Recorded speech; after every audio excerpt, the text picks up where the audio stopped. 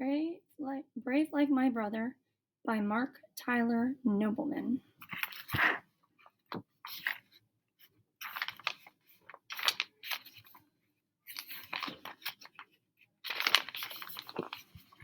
June 6th, 1942, Cleveland, Ohio. Dear Joe, if there wasn't a war on, you'd kill me for this. I know I'm not supposed to touch your stuff without asking.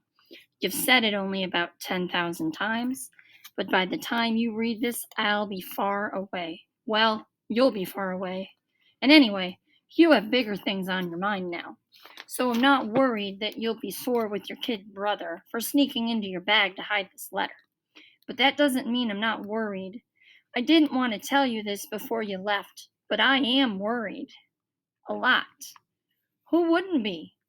Dad and Uncle Fred's World War I stories are pretty scary. I just don't want you to go to England. I wish the Japanese hadn't bombed Pearl Harbor.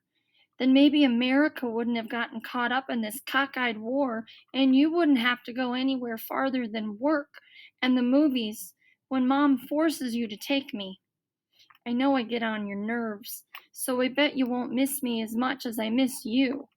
But something tells me that you will miss me. You give me a hard time sometimes just because that's what big brothers do. But if you didn't like having me for a brother, you wouldn't have stuck up for me those times when Jed was making fun of me because I'd rather read than run around causing trouble like he does. I probably didn't thank you for that before you left, or ever. So, thanks, Joe. I couldn't believe when you told me that Jed was one of the only guys from your class who wasn't drafted. Why didn't they take him instead of you? Even though you think you'll be no good as a soldier, I'm already proud of you. Now is my chance to try to make you proud of me. I'm going to do my best to do what you asked me to do when you're gone. And I hope you'll do something for me, too. Come back the same. Love, Charlie. June 9th, 1942, halfway across the Atlantic Ocean. Dear Charlie, you beat me to it. I found your letter as I was getting settled on the boat. It's weird to be writing you a letter. Okay, for me, it's weird to be writing anyone a letter, but especially you, since we've lived under the same roof since the day you were born. Here I come, England, or United Kingdom. Not sure the difference, but I guess I'm about to find out. Sure, you're a pest sometimes, but of course I'm going to miss you, and Mom and Dad, even my job at Milton's. But that luncheonette is going to miss me more, since I'm the first halfway decent cook they've hired in a while. Only 2 weeks after I start working there, I'm called on duty. Rotten timing. This all happened so fast. I hear guys who got enlisted got parties thrown for them before they left home. Lucky stiffs. All we get is a phone call. Report in 3 days. That's too long to wait for the unknown and too short to say a proper goodbye. Imperial Japan to our left, Nazi Germany to our right. No fun to be surrounded. Who knows where I'll end up? I don't know if I'll be able to write a letter every day, but I'm going to write you every day. At least I'm sure going to try. Hope you can write me too. You're a lot better with words than me, so I'm getting the better deal. Sorry about that, pal. Charlie, please don't worry about me. It may not show all the time, but I've probably gained some wisdom in my life so far. You just worry about being a kid. Let the grown-ups handle this mess of a war. Well, I won't be around to look out for you. Just avoid Jed and those other chumps who get their kicks picking on small kids. I told them to leave you alone, but guys with small brains have short memories. Maybe that's why Jed wasn't drafted. But then, why was I? Most important, look out for Mom and Dad. Of course, Mom's busy taking care of Grandma and Dad's busy Dad's busy working like always, but they'll need you more than they'll let on. Stay positive, and Mom and Dad may follow your lead. Not what 10-year-olds normally have to do. But these aren't normal times. If life were fair, I'd be making hot roast beef sandwiches for the lunch rush right now. Love, Private Joe Fuller, aka your big brother. June 21st, 1942. Great Britain, East Coast. Dear Charlie, first day of summer, first day of England, first day of war. The boat we took here sure looked big from the pier, but once we were inside, it made a sardine tin look roomy. It was so crowded that half the time we had to eat standing up. Breakfast was often soft-boiled eggs that were, for some reason, gray. But worst was the kippered herrings. If you don't know what that is, trust me, don't ask. Compared to the military fare so far, Milton's grub is fit for the Queen of England. Guys were throwing up left and right, sometimes from the choppiness, and sometimes, I bet, because the food is so bad.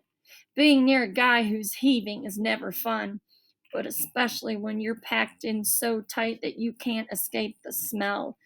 It was a rough ride, but it's nothing compared to what is in store for us now. In our letters, we're not allowed to be too specific about a lot of things, including where exactly we are or where we're going. I can say that our port of entry was Liverpool, which I'd never heard of. Me not hearing of a place is no shock. You got the brains in the family, but did you know that the United Kingdom is smaller than California? For a guy who had never been past Cleveland city limits, this is almost too much to take in. It's like half fairy tale, half war machine, pretty and grim at once. But I'm not the only rube here. All of us were issued a little book called Instructions for American Servicemen in Britain, 1942. I never stopped to realize how little I know about British people. And I really didn't think about how they must feel about us coming here now. After all, they've been holding off Hitler and the Nazis all by themselves for 2 years. They're not exactly damsels in distress. We got a nice welcome. You should have seen the tasty dishes waving to us as we disembarked. Maybe men were there too, only you don't notice when so many pretty girls are making eyes at you. But as the instruction guide says, remember that crossing the ocean doesn't automatically make you a hero. Hope Mom and Dad are holding up all right. And you too. Love, Joe. June 29th, 1942, Great Britain. Dear Charlie, so glad to get your letter, pal. So far, sunshine is as rare here as a barking cat, but news from home can warm us up even better. I just hope you're telling the truth, that things are as fine as can be under the circumstances. But if you're saying that just so I don't worry, please tell it to me straight. I can take it. Or let's put it this way, I have to take it. It's easier than wondering. So I'm not two-faced. I have to tell you that things here are, well, tough and getting tougher. We've moved south for training, and it's a bleak place. Nothing but nothing as far as the eye can see. Boondocksville. Some of the guys get to stay here in Nissen huts, these small, simple quarters made of steel with a curved roof, but most of us are stuck in tents. And stuck to us all is an enemy no one saw coming. We train on large fields of dirt, but since it rains a lot, it all turns to thick, sloppy mud.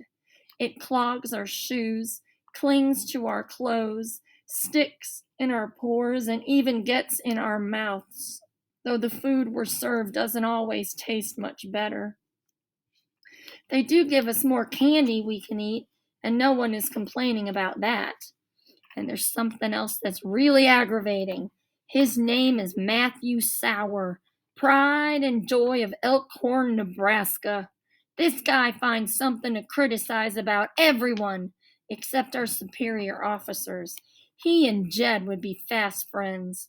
He looks down on the city folk because they don't know how to survive in the real world.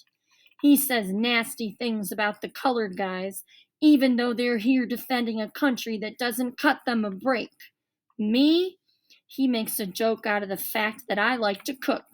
He said, "You should have stayed home with the ladies."